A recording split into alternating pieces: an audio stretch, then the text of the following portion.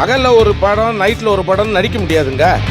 சுற்றும் புவி முற்றும் புகழட்டும் இவன் முகம் காட்டப்பற்றும் உயிரற்றும். ஐயா என் படத்துலையும் நடிச்சு சீதக்காதி அவருடைய வாழ்க்கை, அவருடைய அந்த ஆக்டிங் பாதையை தாண்டியும் மக்களுக்கு ஓகே சினிமா பற்றி இதில் மூலயமா தெரிய வைக்கலான்ற மாதிரி விஷயங்கள் நீங்கள் கொண்டு வந்திருக்கீங்களா? இல்லைம்மா, அதாவதுமா எந்த ஒரு கதையும் வந்து ஏதாவது ஒரு விஷயத்தை எடுத்து தான் மையமாக வச்சு பேசும்.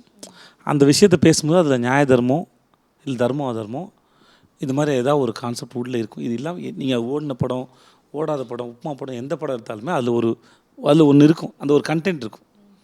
அதுக்காக நாங்கள் அந்த கருத்தை யாருக்கும் இன்னைக்கு காலகட்டத்தில் யாரும் கருத்து சொல்கிற அளவுக்கு யாருக்கும் அந்த இதுவும் கிடையாது. அனுபவத்தை பகிர்ந்துக்கலாம். இப்போ நான் பேசலாம் ஜென்ரலாக இருக்கிறது, நான் யாருக்கும் அட்வைஸ் பண்ணுற துணியில் பண்ணுறதும் இல்லை, எனக்கு அது அவசியம் இல்லாது, எனக்கு அது தகுதியும் இல்லாது. ஆனால் சொல்ல வர விஷயம் வந்து என் அனுபவம். இது என் அனுபவத்தை பகிர்ந்துக்கிறது ஒருத்தருக்கு உபயோகமாக இருக்கும்னு நான் நம்புகிறேன். ஒருத்தரை பார்த்து இப்படி செய்யுங்கன்னு சொல்கிறது யாருக்குமே கிடையாது, இல்லை இது சரின்னு சொல்கிற உரிமை யாருக்கும் கிடையாது. என் குழந்தைங்கள்ட்ட நான் சொல்ல மாட்டேன். என் குழந்தைங்கள்ட்ட சொல்லும்போது சொல்லுவேன், இது அப்பாவோட அனுபவத்தில் இது சரின்னு படுது தவறுன்னு படுது.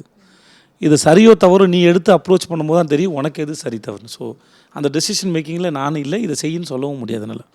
பீயிங் அசிஸ்டன்ட் டைரக்டர் என்ன மாதிரியான ஒரு எக்ஸ்பீரியன்ஸ் எனக்கு வந்து ஹீரோயின் டு அசிஸ்டன்ட் டைரக்டர்? எனக்கு ஒரு நிக் நேம் வச்சுட்டாங்க, கேடி ஏடி அப்படின்னு. இல்லை சும்மா என்ன பார்க்க வருவாங்க, செட்டுக்கு பெருசாலாம் வேலை பார்க்க மாட்டாங்க.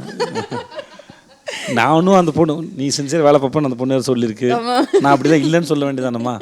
அதை தான் சொல்ல வரேன். ஏன்னா வேற அவர் யாரையுமே திட்ட மாட்டாரு, இந்த பொண்ணை எப்படி திட்டுவார் அவரு? எங்கள் அசோசியேட் டைரக்டர் இருப்பாங்க, அவங்க வந்து கொஞ்சம் ஸ்ட்ரிக்ட். எங்கள் டைரக்டருமே சார் பரவாயில்ல விடுங்க சார் அப்படின்னா, அது எப்படி சார் இங்கே வாங்க முட்டி போடுங்க அந்த மாதிரி ஒரு இதில் இருப்பார். அவர் வந்து அவர் என்கிட்ட எதுவும் சொல்ல மாட்டார். ஸோ அங்கேயும் நான் எஸ்கேப். மற்ற எடிஸ் எல்லாம் வந்து அவர் கொஞ்சம் கடுப்பாக இருக்காரு, நீங்கள் கொஞ்சம் சமாளியே அப்படின்னா, அவர் வந்து அவங்க எங்கன்னு கூடும்போது சார் என்னாச்சு சார் நான் இருக்கேன், இல்லை ஒன்றும் இல்லை காயத்ரி பார்த்துக்கிறேன் அப்படின்னு. சார் இவங்க உட்பட ஏகப்பட்ட ஹீரோயின்ஸ் வந்து இந்த படத்தில் இருக்காங்க. அர்ச்சனா மேம்லாம் வந்து நடிச்சிருக்காங்க. அர்ச்சனா மேம் வந்து எனக்கு ஒய்ஃபாக நடிச்சிருக்காங்க. அவங்க தான் எனக்கு படத்தில் எனக்கு ஒய்ஃப் அவங்க தான். ஓகே அதெல்லாம் வந்து சினிமாவில் மட்டுமே சாத்தியம். ஏன்னா நான் குழந்தையா இருக்கும்போது நான் வசந்தராஜா பார்த்து நான் யாரும் அவங்க இவ்வளோ அழகாக இருக்காங்கன்னு பார்த்துருக்கேன். அவங்க எனக்கு ஒய்ஃபாக நடிக்கிறதுங்கிறது சினிமாவில் மட்டும்தான் சாத்தியம். அது மோஸ்ட்லி ஹீரோயின்ஸ்க்கு அந்த இது ஏற்படும். ஹீரோயின்ஸ் வந்து சின்ன வயசுல இருந்திருப்பாங்க, அப்போ ஹீரோ பார்த்து வச்சுருப்பாங்க. அவங்க பிற்காலத்தில் வளர்ந்து வரும்போது அவங்க அதே ஹீரோவுக்கு இந்த மாதிரி நிறைய பேருக்கு நடந்திருக்கு. முதல் முறையாக இப்படி ஆப்போசிட்டாக நடந்தது தான் ஃபர்ஸ்ட் டைம் நான் நினைக்கிறேன் தெரிஞ்ச வரைக்கும்.